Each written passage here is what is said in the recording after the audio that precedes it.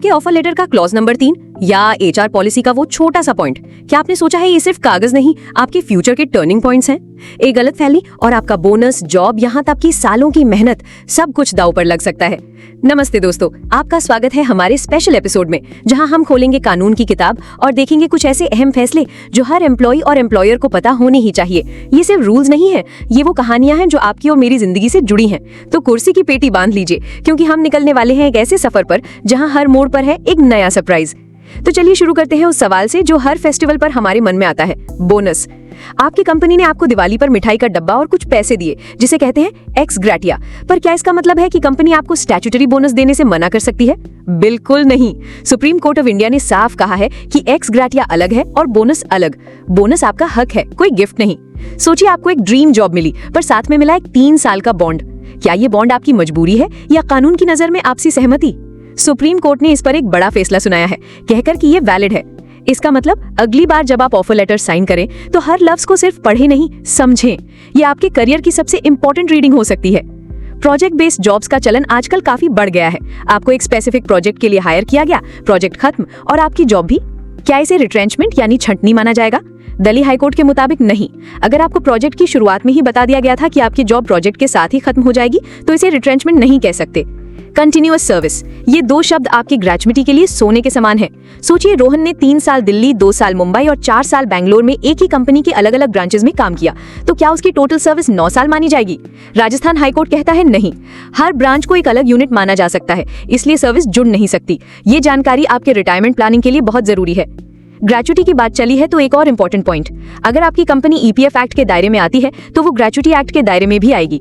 Madras high court ने ये clear कर दिया है। तो अगर आपका पीएफ कट रहा है तो आप ग्रेचुइटी के भी हकदार हैं।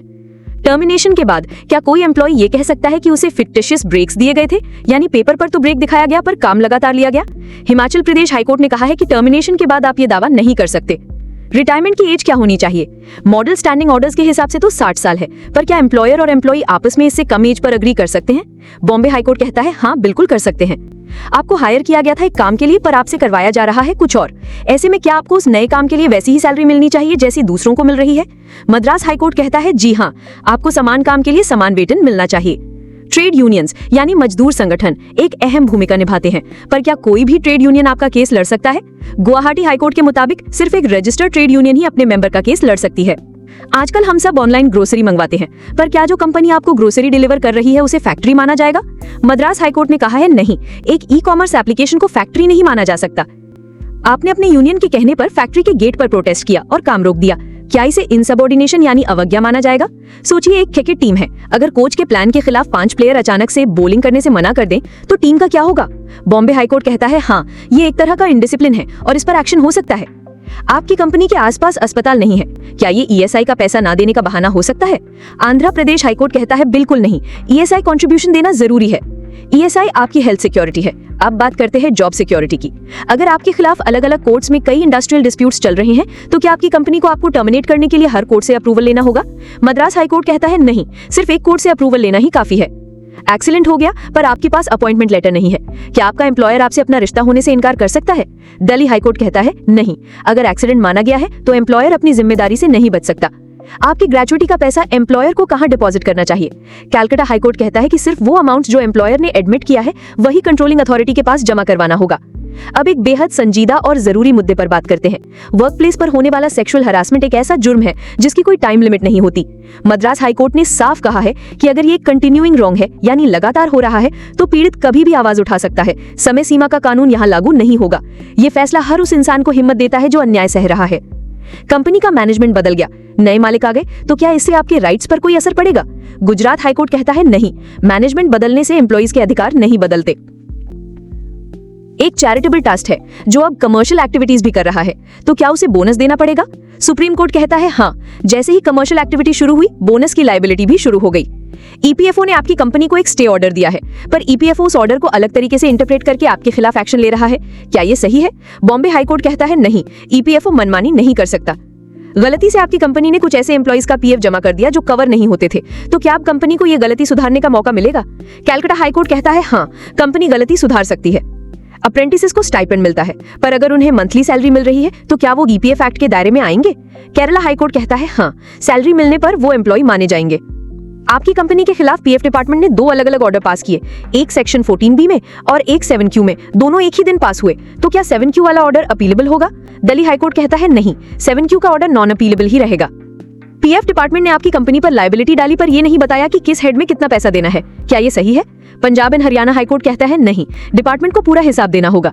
एक कंपनी ने दूसरी कंपनी को खरीद लिया, पुरानी कंपनी पर पीएफ का बकाया था, तो क्या नए मालिक से ये पैसा वसूला जा सकता है?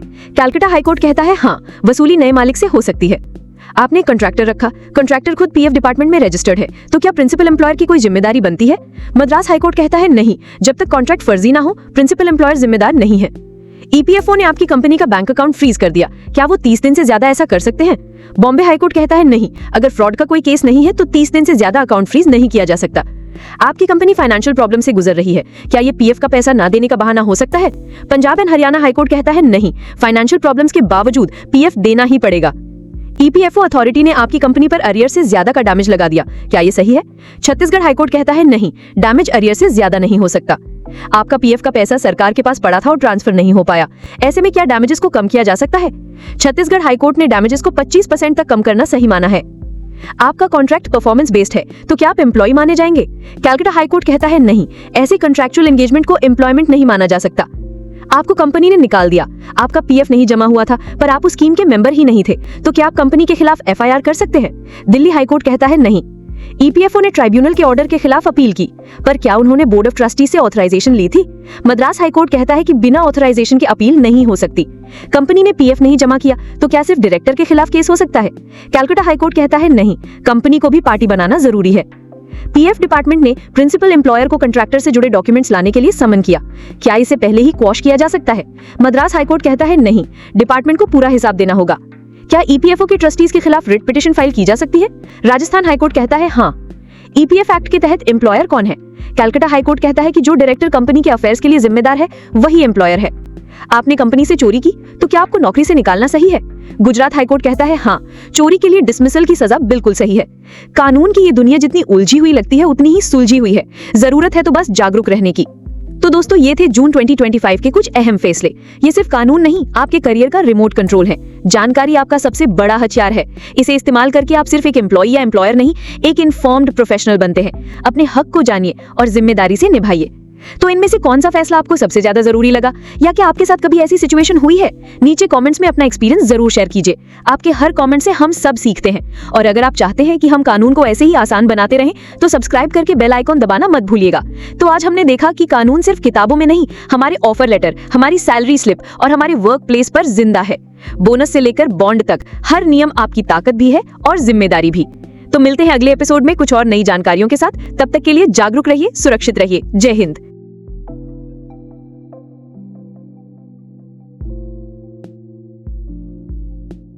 Welcome to the Deep Dive. Today we're looking at some really impactful Indian labor law judgments from June 2025. That's right. I want to cut through all the legal speak, get to the core insights that affect workers, businesses, maybe even nonprofits. Yeah. How is India's judiciary really adapting labor laws to, well, this rapidly changing economy? Okay, let's unpack this. It's a great question. And the range of rulings we saw in June is pretty significant. From various high courts, the Supreme Court, they're definitely grappling with modern workplace issues, understanding the practical side, what it actually means. That's key. Absolutely. So let's start with maybe compensation and benefits. That affects almost everyone. Good place to start. And there was some surprising clarity from the Supreme Court on statutory bonuses. This felt like a gray area for a while, didn't it? Oh, definitely. A lot of confusion there. Many employers thought, paying an ex gratia amount, like a goodwill payment, Right. could somehow replace the statutory bonus. But the Supreme Court was very clear. Ex gratia is voluntary. Right. Statutory bonus, that's mandatory, based on profit or productivity. They're separate things. You can't substitute one for the other. So no wiggle room there. It's an unconditional right. Exactly. It reaffirms that right, fundamentally. That's a huge clarification. And sticking with fair pay, the Madras High Court looked at something else, being assigned duties outside your original job description. Yes. Scope creep. Happens all the time. Right. They ruled if you get duties beyond your initial appointment, you should be paid like others doing similar work. Which just makes sense, right? It's about fairness. If your responsibilities grow significantly, your compensation should reflect that. It stops employers from, getting extra work for free, essentially. It means they need to review pay when roles change. Okay, so fairness in pay, even for expanding roles. Yeah. What about the terms of employment itself? like employment bonds. Always tricky. Very tricky. The Supreme Court actually upheld a clause, said requiring an employee to work for, say, 3 years and pay damages if they leave early. That can be valid. Yeah, this one I definitely got people talking. It shows the court recognizing a balance, I think. A balance. How so? Well, balancing the employer's investment, maybe in training or client access, against the employee's commitment. It sort of sets a standard for enforcing these bonds if they're reasonable. Reasonable being the key word, I guess. Huh. And then something maybe a bit unexpected. Yeah. Flexibility on retirement age. Yes, from the Bombay High Court. They said an employer and employee can agree on a retirement age below 60 under the model standing orders.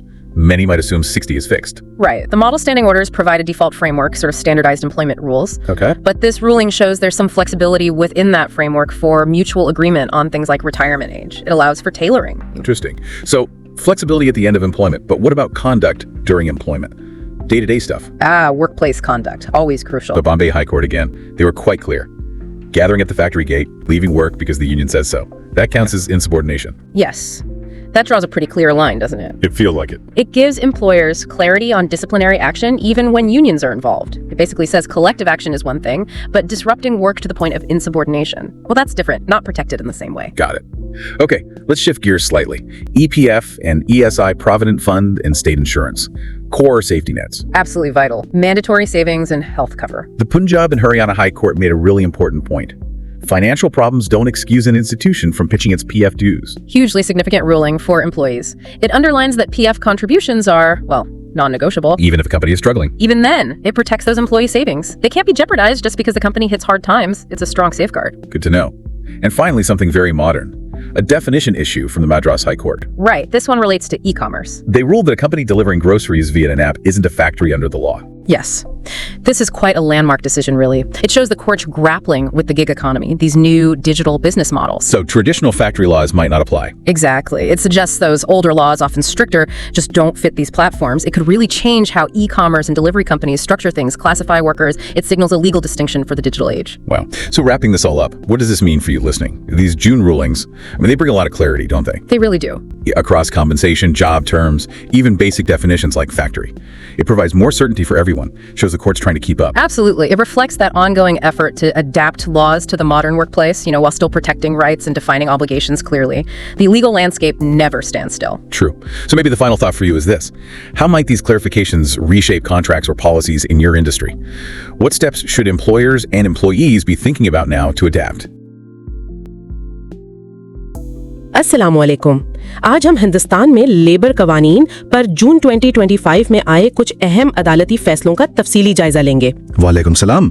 जी हाँ, हमारे पास supreme court और मुख्तलिफ high courts के ताज़ा तरीन फैसलों का खुलासा है। तो हमारा मकसद ये समझना है कि आजरों और मुलाजिमीन के लिए इन फैसलों के असल मतलब क्या है, क्या मज़म मुराद हैं। बिल्कुल, ये फैसले अक्सर आप देखें काफी पेचीदा कानूनी नुकात को वाजे करते हैं और उनका सीधा असर रोजमर्रा के कामकाज और हुकूक पर पड़ता है। ठीक है, तो आइए सबसे पहले मुलाजिमत की शराइत और बर्खास्तगी यानी टर्मिनेशन के मामले से शुरू करते हैं। जी। सुप्रीम कोर्ट का एक फैसला है जिसमें कम अज कम मुलाजिमत की मुद्दत वाले माहिदों की तौसीक की गई है, यानी अगर कोई छोड़कर जाए तो हर्जाना देना पड़ सकता है। जी हाँ, ये आजरों के लिए एक अहम फैसला है, खास तौर पर जहाँ वो मुलाजिम की ट्रेनिंग वगैरह पर शुरू में खर्चा करते हैं। तो मतलब ये उन्हें कानूनी बुनियाद फराहम करता है? बिल्कुल, अगर मुआहिदे में ये शर्त वाज़े तौर पर लिखी गई हो तो वो इसे नाफिज कर सकते हैं। अच्छा, दूसरी तरफ दिल्ली हाई कोर्ट ने कहा है कि अगर किसी को किसी मखसूस प्रोजेक्ट के लिए रखा गया था जी, तो प्रोजेक्ट खत्म होने पर उसे नौकरी से निकालना रिट्रेंचमेंट नहीं समझा जाएगा। ये बहुत अहम नुक्ता है। इससे मुलाजमत की नौयत यानी वो किस मकसद के लिए थी और मुआहिदे की मुद्दत, इन चीजों की अहमियत वाज़े होती है। रिट्रेंचमेंट के कवानीन पर लागू नहीं होंगे। समझ गई। अच्छा, गुजरात हाई कोर्ट का भी एक फैसला है चोरी के इल्जाम पर। जी, इसमें अदालत ने कहा कि अगर किसी मुलाजिम पर चोरी साबित हो जाए तो इसे नौकरी से बर्खास्त करना बिल्कुल मुनासिब सजा है। यानी अदालत ने इस मामले में सख्ती दिखाई है। जी, चोरी जैसे संगीन मिसकंडक्ट पर अदालत का मौक़िफ़ बिल्कुल वाज़ेह है। ठीक है। अच्छा, अब जरा प्रोविडेंट फंड यानी ईपीएफ और ईएसआई पर बात करते हैं। यहाँ मामला वाकई दिलचस्प हो जाता है। कलकत्ता हाई कोर्ट का एक फैसला है कि कंपनी के मामलात के जिम्मेदार डायरेक्टर को ईपीएफ एक्ट के तहत आजर समझा जाएगा। जी, ये एक अहम वजाहत है। इससे डायरेक्टर की जिम्मेदारी बढ़ जाती है। तो क्या वो जाती तौर पर जिम्मेदार होंगे? जिम्मेदारी तो बनती है, लेकिन इसी अदालत ने यह भी वाज़ेह किया है कि सिर्फ डायरेक्टर पर मुकदमा नहीं चल सकता अगर असल कंपनी को यानी इदारे को केस में पार्टी न बनाया गया हो। अच्छा, तो एक तरह का चेक एंड बैलेंस है। बिल्कुल, मकसद ये है कि जिम्मेदारी भी तय हो और कानूनी तरीकाकार पर भी अमल हो। और ईपीएफ अथॉरिटीज के इख्तियारात पर भी कुछ बात हुई है, जैसे बैंक अकाउंट मुंजमद करने की हद? जी हाँ, कलकत्ता हाई कोर्ट ने ही कहा है कि ईपीएफ अथॉरिटी किसी इदारे का बैंक अकाउंट 30 दिन से ज्यादा मुंजमद नहीं रख सकती जब तक कि फ्रॉड का कोई वाज़ेह सबूत न हो। ये तो इदारों के लिए बड़ी राहत की बात होगी। यकीनन। और इसी तरह मद्रास हाई कोर्ट ने भी एक हद लगाई है। वो क्या? उन्होंने कहा कि ईपीएफओ को अगर ट्रिब्यूनल के किसी हुक्म के खिलाफ अपील करनी है तो पहले अपने सेंट्रल बोर्ड ऑफ ट्रस्टीज से बाकायदा इजाजत लेनी होगी। यानी खुद ईपीएफ ऑर्गेनाइजेशन पर भी कुछ ज़वाबित लागू होते हैं? जी, ये सब इक़दामात इख्तियारात के गलत इस्तेमाल को रोकने और शफाफियत लाने के लिए हैं। अच्छा, इसी ईपीएफएससी के दायरे कार पर भी कुछ वजाहतें हैं। केरला हाईकोर्ट कहती है कि जो अप्रेंटिस तनख्वाह लेते हैं जी, वो भी ईपीएफ एक्ट के दायरे में आएंगे, सिर्फ वजीफा लेने वाले नहीं। बिल्कुल। और आंध्र प्रदेश हाईकोर्ट ने भी एक दिलचस्प केस में फैसला दिया। वो क्या था? एक आजर ने दलील दी कि चूंकि उनके इलाके में करीब में कोई ईएसआई डिस्पेंसरी या हॉस्पिटल नहीं था, इसलिए वो ईएसआई के वाजिबात अदा नहीं कर सके। तो अदालत ने क्या कहा? अदालत ने ये दलील मुस्तरद कर दी। कहा कि तिब्बती सहूलियात की दस्तयाबी या अदम दस्तयाबी आपकी कानूनी जिम्मेदारी यानी ईएसआई कंट्रीब्यूशन जमा करवाने की जिम्मेदारी को खत्म नहीं करती। वाज़ेह है, यानी कानून तो कानून है। जी। चलें, अब आते हैं मुलाजमीन के तर्ज अमल और उनके हुकूक की तरफ। ठीक है। मद्रास हाईकोर्ट का एक फैसला है कि अगर किसी मुलाजिम को उसके असल काम के दायरे से बाहर इजाफी जिम्मेदारियां सौंपी जाएं, जी, तो वो उस इजाफी काम के लिए मुनासिब यानी बराबर मुआवजे का हकदार है। ये बिल्कुल इंसाफ के तकाजों के मुताबिक है। अगर आप किसी से इजाफी काम ले रहे हैं तो उसका इजाफी मुआवजा बनता है। ये मुनसिफाना मुआवजे के उसूल को मजबूत करता है। बिल्कुल। लेकिन दूसरी तरफ बम्बई हाईकोर्ट का एक फैसला है जो शायद मुलाजिमीन को ज्यादा पसंद ना आए। अच्छा, वो क्या है? फैसला ये है कि अगर मुलाजिमीन यूनियन के कहने पर फैक्ट्री गेट पर जमा हो जाएं और काम छोड़ दें तो ये नाफरमानी यानी इनसबॉर्डिनेशन तस्वर होगी। ये एक नाजुक तवाज़न है। देखें, ये फैसला तस्लीम करता है कि मुलाजमीन को यूनियन बनाने और पुरअमन एहतजाज का हक है। जी, लेकिन ये हक आपको काम में रुकावट डालने या इदारे के नज्म ज़ब्त को तोड़ने की इजाजत नहीं देता। अदालत यहाँ आजिर के काम जारी रखने के हक को भी अहमियत दे रही है, यानी हुकूक और जिम्मेदारियों में तवाजुन। बिल्कुल। इसी तरह राजस्थान हाईकोर्ट का एक फैसला मुसलसल सर्विस के तयन पर है। अच्छा, वो क्या है? उन्होंने कहा कि अगर कोई मुलाजिम एक ही कंपनी के मुख्तलिफ शाखों या यूनिट्स में काम करता रहा है तो उस सारे अरसे को मुसलसल सर्विस के तयन के लिए एक साथ शुमार नहीं किया जा सकता। ओह, यानी ग्रेजुएटी वगैरह के लिए ये अहम हो सकता है? जी हाँ, इसके मुजम्मरात हो सकते हैं, खास तौर पर तवील मुद्दती फवाइद के हिसाब किताब में। ठीक है। अब कुछ दीगर अहम फैसले। मुख्तसर तौर पर मद्रास हाईकोर्ट ने कहा कि e commerce grocery delivery company factory नहीं है। जी, इसका मतलब यह है कि जो कवानीन खास तौर पर फैक्ट्रीज पर लागू होते हैं, जैसे फैक्ट्रीज एक्ट, हाँ, वो शायद इस किस्म के नए ऑनलाइन बिजनेस मॉडल्स पर लागू ना हो। ये एक अहम वजाहत है क्योंकि टेक्नोलॉजी से कारोबार के तरीके बदल रहे हैं। और इसी मद्रास हाईकोर्ट के एक और बहुत अहम फैसला जिनसी हरासमेंट के मामलात पर है। जी, ये बहुत अहम है। कहा गया है कि अगर हरासानी का अमल मुसलसल जारी है तो शिकायत दर्ज करवाने के लिए कोई हतमी मुद्दत यानी लिमिटेशन पीरियड लागू नहीं होगी। ये मुतासिरीन के लिए एक बहुत बड़ा तहफ्फुज़ है। अक्सर जारी हरासानी की सूरत में मुतासरा शख्स फौरी शिकायत करने की पोजीशन में नहीं होता। सही। तो ये फैसला इस बात को यकीनी बनाता है कि इंसाफ के हुसूल में ये टेक्निकल रुकावट यानी वक्त की हद आड़े ना आए। और आखिर में गुवाहाटी हाई कोर्ट ने वाजे किया कि सिर्फ रजिस्टर्ड ट्रेड यूनियन ही कानूनी तौर पर अपने किसी रुकन की नुमाइंदगी या वकालत कर सकती है। जी, ये यूनियन की कानूनी हैसियत और उसके दायरे कार को वाजे करता है। तो इन तमाम फैसलों को अगर हम मजमूई तौर पर देखें तो ये मुलाजमत के मुआहिदों, पेंशन और इंश्योरेंस जैसे फवाइद, मुलाजमों के रवैये, यहाँ तक के ई कॉमर्स जैसे नए कारोबारी तरीकों तक तकरीबन हर पहलू को छू रहे हैं। बिल्कुल। और इससे एक बात बिल्कुल वाज़ेह है कि लेबर कानून कोई जामिद चीज नहीं है। ये मुसलसल इर्तिका पजीर है, हालात और टेक्नोलॉजी के साथ बदल रहा है। तो इन सब का खुलासा क्या है? आजरों और मुलाजमीन के लिए बड़ा सबक क्या है? देखें, सबक यही है कि दोनों फरीकों को अपने हुकूक और जिम्मेदारियों से आगाह रहना होगा और कानूनी तकाजों को पूरा करना होगा। मुआहिदे वाजे होने चाहिए। और एक सवाल जो जहन में आता है जिस पर आज हमने तफसील से बात नहीं की, जी, वो ये कि जैसे जैसे गिग इकोनॉमी यानी फ्रीलांसिंग और कॉन्ट्रैक्ट पर काम का रिवाज बढ़ रहा है, हाँ, ये बहुत अहम नुक्ता है। तो मुस्तकबिल में मुलाजिम और आजिर की ये जो रिवायती तारीफें हैं उनको मजीद चैलेंजेस का सामना कैसे करना पड़ेगा? ये एक बहुत बड़ा सवाल है। कानूनी ढांचे को इन नई हकीकतों के मुताबिक ढालना होगा। अब इस पर बहुत काम होना बाकी है। ये एक उभरता हुआ शोबा है जिस पर सबको नजर रखनी चाहिए। वाकई ये गौरतलब बात है। आने वाले वक्त में शायद इस पर मजीद वजाहतें आएं। उम्मीद तो यही है। बहुत शुक्रिया इन तमाम अहम नुकात पर रोशनी डालने के लिए। आपका भी शुक्रिया। आज के लिए इतना ही। अल्लाह हाफिज। अल्लाह हाफिज। बिल्कुल, ये हालिया फैसले हाँ, काफी महत्वपूर्ण है। ये रोजगार अनुबंध से लेकर ईपीएफ, बोनस और यहाँ तक कि कर्मचारी के आचरण जैसे कई पहलुओं पर रोशनी डालते हैं। इनमें कुछ ऐसी बारीकियां हैं जो देखिए नियोक्ताओं और कर्मचारियों दोनों के लिए समझना जरूरी है। सही। तो सबसे पहले बात करते हैं रोजगार की शर्तों की और नौकरी खत्म होने की। वो एक रोजगार बॉन्ड वाला मामला था सुप्रीम कोर्ट का, जिसमें कहा गया कि अगर कॉन्ट्रैक्ट में शर्त है कि भाई कम से कम 3 साल काम करना है या हर्जाना देना है तो वो वैध है।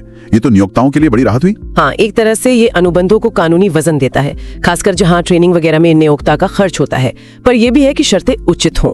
और इसी से जुड़ा देखिए दिल्ली हाई कोर्ट का फैसला है, अगर किसी को एक खास प्रोजेक्ट के लिए ही रखा है तो प्रोजेक्ट खत्म होने पर उसकी नौकरी जाना वो छटनी नहीं कहलाएगा। अच्छा, मतलब ये प्रोजेक्ट आधारित रोजगार के लिए एकदम स्पष्ट हो गया। बिल्कुल, ये उस स्थिति को साफ करता है। और रिटायरमेंट की उम्र, क्या उसमें कोई कोई गुंजाइश है? हाँ, इसमें बॉम्बे हाई कोर्ट का कहना है कि मॉडल स्टैंडिंग ऑर्डर के तहत अगर नियोक्ता और कर्मचारी चाहें तो आपसी सहमति से 60 साल से कम की रिटायरमेंट आयु भी तय कर सकते हैं। ओके, यानी आपसी सहमति अहम है। चलिए अब ईपीएफ, ईएसआई, बोनस, इन चीजों पर आते हैं। ईपीएफ पर भी कुछ दिलचस्प फैसले आए हैं ना? हाँ बिल्कुल। जैसे केरल हाई कोर्ट ने कहा कि अगर कोई ट्रेनी है लेकिन उसे वजीफे यानी स्टाइपेंड की जगह बाकायदा मासिक वेतन मिल रहा है। अच्छा, वेतन मिल रहा है, तो वो फिर ईपीएफ एक्ट के दायरे में आएगा। यहाँ ये वेतन और वजीफे का फर्क बहुत महत्वपूर्ण हो जाता है। सही कहा। और ईपीएफओ के अधिकारों पर भी कुछ लगाम लगी है, सुनने में आया था। जी लगी है। कलकत्ता हाई कोर्ट ने साफ किया कि बिना धोखाधड़ी के ठोस प्रथम दृष्टया सबूत के ईपीएफओ जो है वो 30 दिन से ज्यादा बैंक खाता फ्रीज नहीं कर सकता। और मद्रास हाईकोर्ट ने एक और बात जोड़ी कि ईपीएफओ को अगर किसी ट्रिब्यूनल के आदेश को चुनौती देनी है तो पहले अपने बोर्ड ऑफ ट्रस्टी से मंजूरी लेनी होगी। अच्छा, ये तो एक तरह का चेक एंड बैलेंस हो गया। बिल्कुल। और अगर कंपनी की माली हालत खराब हो तब क्या वो पीएफ चुकाने से बच सकती है? नहीं, बिल्कुल नहीं। पंजाब और हरियाणा हाईकोर्ट ने इस पर 2 टूक कहा है कि भाई वित्तीय समस्याएं पीएफ बकाया चुकाने से छूट का आधार नहीं बन सकती, ये देना ही होगा। हाँ, एक और बात ध्यान देने वाली है दिल्ली हाईकोर्ट से कि ईपीएफ बकाया न चुकाने पर एफआईआर कौन करा सकता है? तो वो सिर्फ वही कर्मचारी करा सकता है जो स्कीम का सदस्य है, कोई भी नहीं। अच्छा, डायरेक्टर की क्या जिम्मेदारी है इसमें, मतलब कंपनी के जो निदेशक होते हैं? देखिए, इस पर कलकत्ता हाईकोर्ट के 2 अहम फैसले हैं। पहला, जो डायरेक्टर कंपनी के मामलों के लिए जिम्मेदार है, रोजमर्रा के काम देखता है, उसे ईपीएफ एक्ट के तहत नियोक्ता माना जाएगा। नियोक्ता माना जाएगा। ओके। और दूसरा, अगर पीएफ बकाया है तो सिर्फ डायरेक्टर के खिलाफ केस नहीं चलेगा, कंपनी को भी पार्टी बनाना जरूरी है। ठीक है। बोनस के बारे में क्या, सुप्रीम कोर्ट का भी एक फैसला था शायद एक्स ग्रेशिया को लेकर? हाँ, बिल्कुल। सुप्रीम कोर्ट ने यही स्पष्ट किया कि एक्स ग्रेशिया मतलब जो कंपनी अपनी मर्जी से खुशी में देती है वो देना कर्मचारी के वैधानिक बोनस यानी स्टैट्यूटरी बोनस के अधिकार को खत्म नहीं करता। वैधानिक बोनस एक कानूनी हक है, वो अलग चीज है, एक्स ग्रेशिया अलग। ये बहुत जरूरी पॉइंट है। अब जरा कर्मचारी आचरण और कुछ दूसरे फैसलों पर भी बात कर लेते हैं। बॉम्बे हाईकोर्ट का एक फैसला था कि यूनियन के कहने पर फैक्ट्री गेट पर इकट्ठा होना और काम छोड़ देना ये अनुशासनहीनता है। ये तो काफी सख्त है। हाँ, ये काम में रुकावट डालने वाले जो कदम होते हैं उनके परिणामों को दिखाता है। विरोध का अधिकार अपनी जगह है, पर काम रोकना वो अनुशासनहीनता मानी जा सकती है। एक और मजेदार वर्गीकरण मद्रास हाईकोर्ट से आया है कि ई कॉमर्स के जरिए जो किराने का सामान पहुंचाती हैं कंपनियां, हाँ, आजकल जो बहुत है, बिल्कुल, वो फैक्ट्री की परिभाषा में नहीं आती, तो उन पर फैक्ट्री एक्ट वाले नियम लागू नहीं होंगे। ये तो वर्गीकरण का बड़ा असर पड़ेगा। अच्छा, यौन उत्पीड़न के मामलों में समय सीमा पर भी कुछ था? जी, मद्रास हाईकोर्ट ने कहा कि अगर यौन उत्पीड़न का जो बर्ताव था वो लगातार जारी रहने वाला था, मतलब एक बार नहीं बार बार हो रहा था, तो फिर जो प्रतिवादी है वो ये दलील नहीं दे सकता कि शिकायत करने में देर हो गई। ये पीड़ितों के लिए एक राहत की बात है। और एक आखिरी सवाल, कोई व्यक्ति जिसका काम पूरी तरह कॉन्ट्रैक्ट पर आधारित है, मतलब प्रदर्शन पर निर्भर है, क्या उसे कर्मचारी माना जाएगा? देखिए, इस पर कलकत्ता हाईकोर्ट का कहना है कि अगर किसी का जुड़ाव पूरी तरह से संविदात्मक है, कॉन्ट्रैक्चुअल है और प्रदर्शन पर निर्भर है, तो उसे कम से कम कुछ कानूनों के तहत कर्मचारी नहीं माना जाता। ये आज के गिग वर्कर्स या प्रदर्शन आधारित भूमिकाओं के संदर्भ में एक सोचने वाली बात है। तो आज हमने देखा कि ये हाल के अदालती फैसले, मतलब रोजगार बॉन्ड से लेकर पीएफ नियमों की बारीकियों और यहाँ तक कि ई कॉमर्स बिजनेस के वर्गीकरण तक कई क्षेत्रों को छू रहे हैं। तो इसका निचोड़ क्या है? निचोड़ ये है, देखिए, कि श्रम कानून एक स्थिर चीज नहीं है, ये लगातार बदल रहा है, विकसित हो रहा है, अदालतों की व्याख्याएं नई दिशाएं दे रही हैं। तो नियोक्ताओं और कर्मचारियों दोनों के लिए बहुत जरूरी है कि वो इन बदलावों से वाकिफ रहें, अपडेटेड रहें, ताकि वो अपने अधिकार और अपनी जिम्मेदारियां समझ सकें। ये फैसले सीधे असर डालते हैं। बिल्कुल।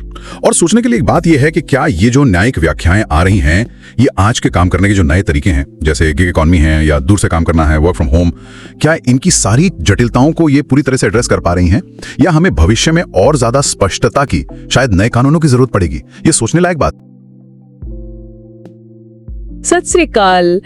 ਅੱਜ ਆਪਾਂ ਇੱਕ ਗਹਿਰੀ ਵਿਚਾਰ ਚਰਚਾ ਕਰਨ ਜਾ ਰਹੇ ਹਾਂ ਭਾਰਤੀ ਕਿਰਤ ਕਾਨੂੰਨ ਬਾਰੇ। ਖਾਸ ਤੌਰ ਤੇ ਜੂਨ 2025 ਦੇ ਆਸ-ਪਾਸ ਕੁਝ ਬਹੁਤ ਅਹਿਮ ਅਦਾਲਤੀ ਫੈਸਲੇ ਆਏ ਨੇ। ਹਾਂਜੀ। ਸਾਡੇ ਕੋਲ ਸੁਪਰੀਮ ਕੋਰਟ ਤੇ ਕਈ ਹਾਈ ਕੋਰਟਾਂ ਜਿਵੇਂ ਮਦਰਾਸ, ਦਿੱਲੀ, ਪੰਜਾਬ, ਹਰਿਆਣਾ, ਕਲਕੱਤਾ, ਬੰਬੇ, ਗੁਜਰਾਤ ਇਹਨਾਂ ਦੇ ਫੈਸਲਿਆਂ ਦਾ ਨਿਚੋੜ ਹੈ। ਬਿਲਕੁਲ।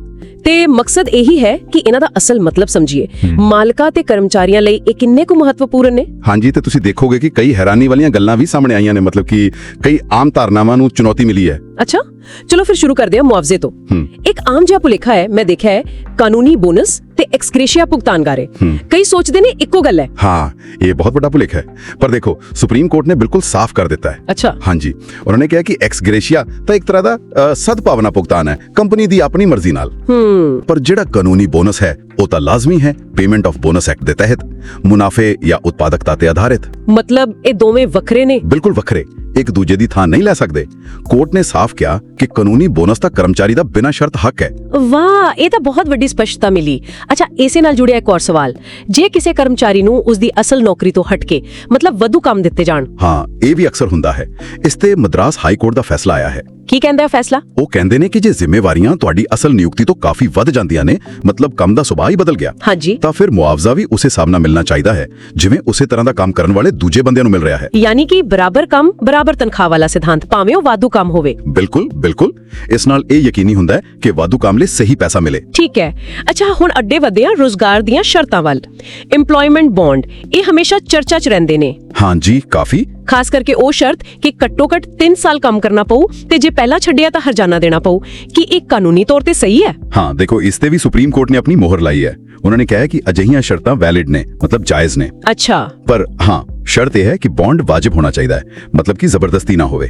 ਇਹ ਮਾਲਕਾਂ ਨੂੰ ਇੱਕ ਤਰ੍ਹਾਂ ਦੀ ਸੁਰੱਖਿਆ ਦਿੰਦਾ ਹੈ, ਜਿਵੇਂ ਉਹਨਾਂ ਨੇ ਸਿਖਲਾਈ ਤੇ ਖਰਚਾ ਕੀਤਾ ਹੋਵੇ। ਪਰ ਕਰਮਚਾਰੀ ਦੀ ਆਜ਼ਾਦੀ ਦਾ ਵੀ ਖਿਆਲ ਰੱਖਣਾ ਪਊ। ਬਿਲਕੁਲ, ਇੱਕ ਸੰਤੁਲਨ ਜ਼ਰੂਰੀ ਹੈ। ਤੇ ਇੱਕ ਹੋਰ ਸਥਿਤੀ, ਜੇ ਕਿਸੇ ਨੂੰ ਕਿਸੇ ਖਾਸ ਪ੍ਰੋਜੈਕਟ ਲਈ ਰੱਖਿਆ ਹੋਵੇ ਤੇ ਪ੍ਰੋਜੈਕਟ ਖਤਮ ਹੋਣ ਤੇ ਕੱਢ ਦਿੱਤਾ ਜਾਵੇ, ਕਿ ਇਹ ਛਾਂਟੀ ਮੰਨੀ ਜਾਏਗੀ? ਨਹੀਂ, ਇਸ ਤੇ ਦਿੱਲੀ ਹਾਈ ਕੋਰਟ ਨੇ ਸਪਸ਼ਟ ਕੀਤਾ ਹੈ, ਜੇ ਨੌਕਰੀ ਸ਼ੁਰੂ ਤੋਂ ਹੀ ਪ੍ਰੋਜੈਕਟ ਦੀ ਮਿਆਦ ਨਾਲ ਬੱਝੀ ਹੋਈ ਸੀ ਤਾਂ ਪ੍ਰੋਜੈਕਟ ਖਤਮ ਹੋਣ ਤੇ ਸੇਵਾ ਮੁਕਤੀ ਛਾਂਟੀ ਨਹੀਂ ਹੈ। ਮਤਲਬ ਉਹ ਛਾਂਟੀ ਵਾਲੇ ਲਾਭ ਜਿਵੇਂ ਇੰਡਸਟਰੀਅਲ ਡਿਸਪਿਊਟਸ ਐਕਟ 'ਚ ਨੇ, ਉਹ ਸ਼ਾਇਦ ਲਾਗੂ ਨਾ ਹੋਣ। ਹਾਂਜੀ, ਆਮ ਤੌਰ ਤੇ ਨਹੀਂ ਹੋਣਗੇ ਇਸ ਕੇਸ 'ਚ। ਹੁਣ ਆਉਂਦੇ ਆ ਪ੍ਰੋਵੀਡੈਂਟ ਫੰਡ ਯਾਨੀ EPF ਤੇ। ਕਈ ਵਾਰੀ ਕੰਪਨੀਆਂ ਕਹਿੰਦੀਆਂ ਨੇ ਕਿ ਸਾਡੀ ਮਾਲੀ ਹਾਲਤ ਠੀਕ ਨਹੀਂ, ਇਸ ਲਈ PF ਨਹੀਂ ਦੇ ਸਕਦੇ। ਕੀ ਇਹ ਚੱਲੇਗਾ? ਬਿਲਕੁਲ ਨਹੀਂ। ਪੰਜਾਬ ਅਤੇ ਹਰਿਆਣਾ ਹਾਈ ਕੋਰਟ ਨੇ ਬਹੁਤ ਸਖਤ ਸਟੈਂਡ ਲਿਆ ਹੈ ਇਸ ਤੇ। ਅੱਛਾ। ਉਹਨਾਂ ਨੇ ਸਾਫ਼ ਕਿਹਾ ਹੈ ਕਿ ਵਿੱਤੀ ਮੁਸ਼ਕਿਲਾਂ, ਮਤਲਬ ਪੈਸੇ ਦੀ ਤੰਗੀ, PF ਦੇ ਬਕਾਏ ਦਾ ਭੁਗਤਾਨ ਨਾ ਕਰਨ ਦਾ ਕੋਈ ਕਾਰਨ ਨਹੀਂ ਹੋ ਸਕਦੀਆਂ। ਇਹ ਤਾਂ ਕਰਮਚਾਰੀਆਂ ਲਈ ਬਹੁਤ ਵੱਡੀ ਰਾਹਤ ਹੈ। ਯਕੀਨਨ, ਇਹ ਉਹਨਾਂ ਦੀ ਸਮਾਜਿਕ ਸੁਰੱਖਿਆ ਹੈ, ਕੰਪਨੀ ਦੀ ਮਾਲੀ ਹਾਲਤ ਤੋਂ ਉੱਪਰ ਹੈ। ਤੇ PF ਜਮ੍ਹਾਂ ਕਰਾਉਣ ਦੀ ਜ਼ਿੰਮੇਵਾਰੀ ਆਖਿਰ ਹੈ ਕਿਸ ਦੀ? ਜਿਵੇਂ ਕੰਪਨੀ ਦੇ ਡਾਇਰੈਕਟਰਾਂ ਦੀ? ਇਸ ਤੇ ਕਲਕੱਤਾ ਹਾਈ ਕੋਰਟ ਦਾ ਫੈਸਲਾ ਹੈ। ਉਹ ਕਹਿੰਦੇ ਨੇ ਕਿ ਜਿਹੜਾ ਡਾਇਰੈਕਟਰ ਕੰਪਨੀ ਦੇ ਰੋਜ਼ਾਨਾ ਦੇ ਕੰਮਕਾਜ ਲਈ ਜ਼ਿੰਮੇਵਾਰ ਹੈ, ਉਸ ਨੂੰ EPF ਐਕਟ ਤਹਿਤ ਮਾਲਿਕ ਹੀ ਮੰਨਿਆ ਜਾਵੇਗਾ। ਮਤਲਬ ਉਹ ਸਿੱਧੇ ਤੌਰ ਤੇ ਜਵਾਬਦੇਹ ਹੋਣਗੇ। ਹਾਂਜੀ, PF ਸੰਬੰਧੀ ਦੇਣਦਾਰੀਆਂ ਲਈ। ਅੱਛਾ, ਇੱਕ ਨਵਾਂ ਜਿਹਾ ਸਵਾਲ ਆਇਆ ਸੀ ਅੱਜਕੱਲ ਦੇ ਕਾਰੋਬਾਰਾਂ ਬਾਰੇ। ਜਿਵੇਂ ਕੋਈ ਕੰਪਨੀ ਐਪ ਰਾਹੀਂ ਕਰਿਆਨਾ ਡਿਲੀਵਰ ਕਰਦੀ ਹੈ, ਕਿ ਉਹ ਫੈਕਟਰੀ ਕਹਾਏਗੀ?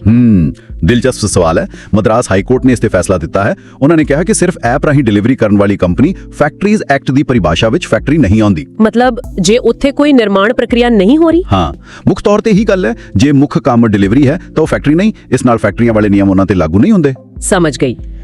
ਚਲੋ ਅਖੀਰ ਵਿੱਚ ਕਰਮਚਾਰੀ ਦੇ ਆਚਰਣ ਦੀ ਗੱਲ ਕਰੀਏ। ਯੂਨੀਅਨ ਦੀਆਂ ਗਤੀਵਿਧੀਆਂ ਤੇ ਅਨੁਸ਼ਾਸਨ, ਇਹਨਾਂ 'ਚ ਸੰਤੁਲਨ ਕਿਵੇਂ ਬਣੇ? ਦੇਖੋ, ਬੰਬੇ ਹਾਈ ਕੋਰਟ ਦਾ ਇੱਕ ਕੇਸ ਆਇਆ ਸੀ। ਉੱਥੇ ਕਰਮਚਾਰੀ ਫੈਕਟਰੀ ਗੇਟ ਤੇ ਇਕੱਠੇ ਹੋ ਗਏ ਤੇ ਯੂਨੀਅਨ ਦੇ ਕਹਿਣ ਤੇ ਕੰਮ ਛੱਡ ਦਿੱਤਾ। ਹਾਂਜੀ। ਕੋਰਟ ਨੇ ਕਿਹਾ ਕਿ ਇਹ ਅਣਆਗਿਆਕਾਰੀ ਯਾਨੀ ਇਨਸਬਆਰਡੀਨੇਸ਼ਨ ਹੈ। ਭਾਵੇਂ ਯੂਨੀਅਨ ਨੇ ਕਿਹਾ ਹੋਵੇ, ਕੰਮ ਦੇ ਘੰਟਿਆਂ ਦੌਰਾਨ ਪ੍ਰਬੰਧਕਾਂ ਦੇ ਹੁਕਮ ਨਾ ਮੰਨਣਾ ਗਲਤ ਹੈ। ਤੇ ਇਸ ਦੇ ਅਨੁਸ਼ਾਸਨੀ ਨਤੀਜੇ ਹੋ ਸਕਦੇ ਨੇ? ਬਿਲਕੁਲ ਹੋ ਸਕਦੇ ਨੇ। ਤੇ ਜੇ ਕੋਈ ਹੋਰ ਗੰਭੀਰ ਗੱਲ ਹੋਵੇ, ਜਿਵੇਂ ਕੰਮ ਵਾਲੀ ਥਾਂ ਤੇ ਚੋਰੀ? ਉਸ ਮਾਮਲੇ ਵਿੱਚ ਗੁਜਰਾਤ ਹਾਈ ਕੋਰਟ ਦਾ ਰੁਖ ਬਹੁਤ ਸਖਤ ਹੈ। ਉਹਨਾਂ ਨੇ ਸਾਫ਼ ਕਿਹਾ ਹੈ ਕਿ ਜੇ ਕੋਈ ਇਦਾਰੇ ਦੇ ਅੰਦਰੋਂ ਚੋਰੀ ਕਰਦਾ ਫੜਿਆ ਜਾਂਦਾ ਹੈ ਤਾਂ ਉਸ ਨੂੰ ਨੌਕਰੀ ਤੋਂ ਕੱਢਣਾ, ਮਤਲਬ ਬਰਖਾਸਤ ਕਰਨਾ, ਬਿਲਕੁਲ ਸਹੀ ਸਜ਼ਾ ਹੈ। ਇਸ ਨਾਲ ਕੰਮ ਵਾਲੀ ਥਾਂ ਤੇ ਇਮਾਨਦਾਰੀ ਦੀ ਮਹੱਤਤਾ ਪਤਾ ਲੱਗਦੀ ਹੈ। ਸਹੀ ਗੱਲ ਹੈ। ਤਾਂ ਜੇ ਆਪਾਂ ਸਾਰੀ ਗੱਲ ਦਾ ਨਿਚੋੜ ਕੱਢੀਏ ਤਾਂ ਇਹਨਾਂ ਫੈਸਲਿਆਂ ਤੋਂ ਕੀ ਪਤਾ ਲੱਗਦਾ ਹੈ? ਕਾਨੂੰਨੀ ਬੋਨਸ, ਰੋਜ਼ਗਾਰ ਬਾਂਡ, PF ਦੀਆਂ ਜ਼ਿੰਮੇਵਾਰੀਆਂ, ਨਵੇਂ ਬਿਜ਼ਨਸ ਮਾਡਲ, ਕਰਮਚਾਰੀ ਦਾ ਆਚਰਣ, ਕਾਫੀ ਕੁਝ ਸਪਸ਼ਟ ਹੋਇਆ ਹੈ। ਹਾਂਜੀ, ਬਿਲਕੁਲ। ਇਹ ਫੈਸਲੇ ਦਿਖਾਉਂਦੇ ਨੇ ਕਿ ਅਦਾਲਤਾਂ ਕਿਵੇਂ ਕਾਨੂੰਨ ਨੂੰ ਅੱਜ ਦੇ ਬਦਲਦੇ ਹੋਏ ਕੰਮਕਾਜੀ ਮਾਹੌਲ ਦੇ ਹਿਸਾਬ ਨਾਲ ਢਾਲ ਰਹੀਆਂ ਨੇ। ਤੇ ਨਾਲ ਹੀ ਮਾਲਕਾਂ ਤੇ ਕਰਮਚਾਰੀਆਂ ਦੋਵਾਂ ਦੇ ਹੱਕਾਂ ਤੇ ਜ਼ਿੰਮੇਵਾਰੀਆਂ ਨੂੰ ਵੀ ਪਰਿਭਾਸ਼ਿਤ ਕਰ ਰਹੀਆਂ ਨੇ। ਸਹੀ ਕਿਹਾ। ਇਹ ਇੱਕ ਲਗਾਤਾਰ ਚੱਲਣ ਵਾਲੀ ਪ੍ਰਕਿਰਿਆ ਹੈ। ਬਿਲਕੁਲ ਤੇ ਸਰੋਤਿਆਂ ਲਈ ਇੱਕ ਆਖਰੀ ਸਵਾਲ ਛੱਡ ਜਾਂਦੇ ਆ ਸੋਚਣ ਲਈ, ਇਹ ਜੋ ਕਾਨੂੰਨੀ ਸਪਸ਼ਟਤਾ ਆਈ ਹੈ ਇਹ ਉਹਨਾਂ ਦੇ ਆਪਣੇ ਕੰਮ ਵਾਲੀ ਥਾਂ ਜਾਂ ਉਦਯੋਗ ਵਿੱਚ ਮੌਜੂਦਾ ਨੀਤੀਆਂ ਜਾਂ ਇਕਰਾਰਨਾਮਿਆਂ ਨੂੰ ਕਿਵੇਂ ਪ੍ਰਭਾਵਿਤ ਕਰ ਸਕਦੀ ਹੈ? ਹਾਂ, ਤੇ ਹੁਣ ਮਾਲਕਾਂ ਤੇ ਕਰਮਚਾਰੀਆਂ ਨੂੰ ਇਹਨਾਂ ਬਦਲਾਵਾਂ ਨੂੰ ਦੇਖਦੇ ਹੋਏ ਆਪਣੇ ਤੌਰ ਤਰੀਕਿਆਂ ਵਿੱਚ ਕੀ ਬਦਲਾਅ ਕਰਨ ਬਾਰੇ ਸੋਚਣਾ ਚਾਹੀਦਾ ਹੈ। ਇਸ ਤੇ ਵਿਚਾਰ ਕਰਨਾ ਸਾਰਿਆਂ ਲਈ ਫਾਇਦੇਮੰਦ ਰਹੇਗਾ।